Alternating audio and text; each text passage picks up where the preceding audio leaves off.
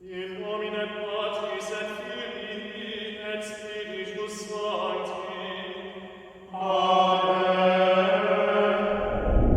Jadi kentrung saya adalah menarik kesimpulan dari 3 hari kita berbicara mengenai sola scriptura menurut Kenneth Hensley.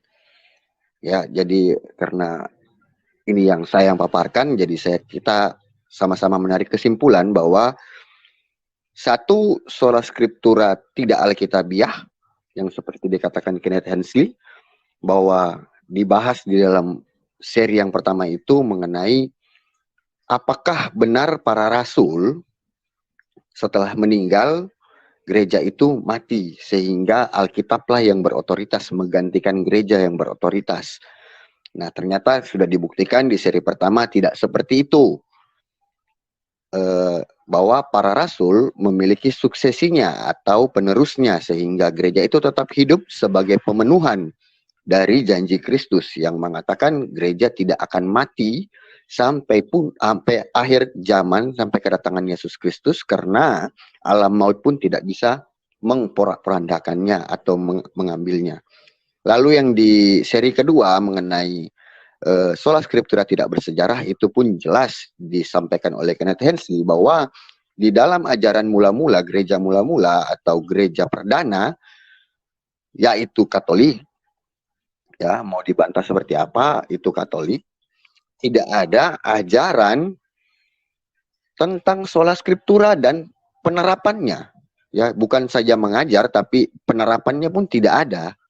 Tidak ada penerapan tentang sola scriptura atau Alkitab yang berotoritas. Tidak ada seperti itu. Bahkan di gereja mula-mula, segala sesuatunya yang mengenai moral dan iman itu diselesaikan dalam konsili. Di mana tadi di seri pertama berbicara tentang tradisi, di seri kedua mulai ada pembicaraan mengenai konsili. Nah, konsili itu berisi orang-orang yang disebut oleh gereja Katolik sebagai magisterium. Orang-orang yang ditunjuk, dipilih sebagai penerus para rasul, berkumpul lalu menetapkan sesuatu mengenai iman dan moral. Itulah yang disebut hasil dari konsili yang disebut dengan magisterium. Lalu di seri yang berikutnya, di hari ini kita berbicara 2 seri, yaitu tidak dapat diterapkan dan tidak logis. Tidak dapat diterapkan karena kenapa? Sudah teruji, Bapak Ibu. Penerapannya sudah pernah diterapkan oleh pihak Protestan, dan apa hasilnya?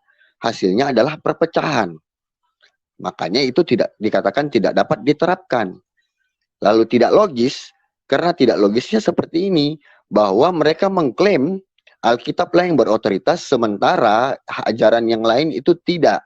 Apalagi tentang tradisi suci dan magisterium, itu tidak berotoritas. Tetapi tanpa mereka sadari, logika mereka tidak bermain, yaitu Alkitab yang mereka katakan berotoritas ternyata itu adalah hasil dari tradisi suci dan konsili, yaitu magisterium. Pengkanonan kitab suci oleh konsili. Terus diteruskan sampai dengan kita, itulah tradisi suci. Jadi secara logis itu menentang apa yang mereka pikirkan bahwa Alkitab sebagai otoritas tertinggi. Jadi keempat seri ini sudah menjelaskan dengan gamblang kepada kita. Terima kasih kepada Bapak Kenneth Hensley. Dengan hormat saya ucapkan terima kasih karena telah memberikan pencerahan bagi saya dan bagi teman-teman semua bahwa sola scriptura itu tidak dapat diterima dan tidak bisa diaplikasikan karena tidak alkitabiah, tidak bersejarah, dan tidak logis. Ya. Lalu kentrung terakhir dari saya adalah berbicara tentang sejarah. Di dalam literasi tadi juga Kenneth Hensley akhirnya mengarah kepada sejarah abad pertengahan. Kenapa demikian? Karena sola scriptura dan sola-sola yang lainnya memang berasal dari abad pertengahan. Sehingga kalau kita berbicara tentang itu, pastilah kita akan berbicara tentang Martin Luther, John Calvin, Zwingli. Itu tidak akan mungkin bisa dihindari. Kita tetap akan berbicara seperti itu, tentang sejarah itu. Dan bukan berarti saat kita membahas sejarah, kita tidak move on. Inilah yang salah dinilai oleh orang-orang di luar saat kita membicarakan Martin Luther, John Calvin, Zwingli, dan yang lain-lainnya. Dianggap Katolik tidak move on. Padahal apa yang kalian lakukan saat ini, apa yang kalian terapkan saat ini, dan apa yang kalian serang, apa yang kalian statementkan terhadap Katolik, itu semua berasal memang dari abad 16. Lalu bagaimana cara kami mau menjelaskan kalau tidak mulai dari akarnya, yaitu di abad 16. Nah, jadi tidak ada yang salah buat teman-teman semua, buat kita semua. Saya ambil kesimpulan tidak ada yang salah kita membahas tentang sejarah abad 16. Bukan berarti kita tidak move on, justru mereka yang tidak move on. Justru mereka yang merasa luka mereka dibuka kembali. Ya, tidak masalah. Memang harus seperti itu. Karena memang kalau untuk meluruskan ya harus kembali kepada akarnya. Jadi itu saja. Mohon maaf jika ada salah-salah kata dalam penyampaian literasi. Mohon maaf juga jika literasinya dianggap tidak sempurna. Karena kesempurnaan hanya milik Allah, milik Tuhan kita.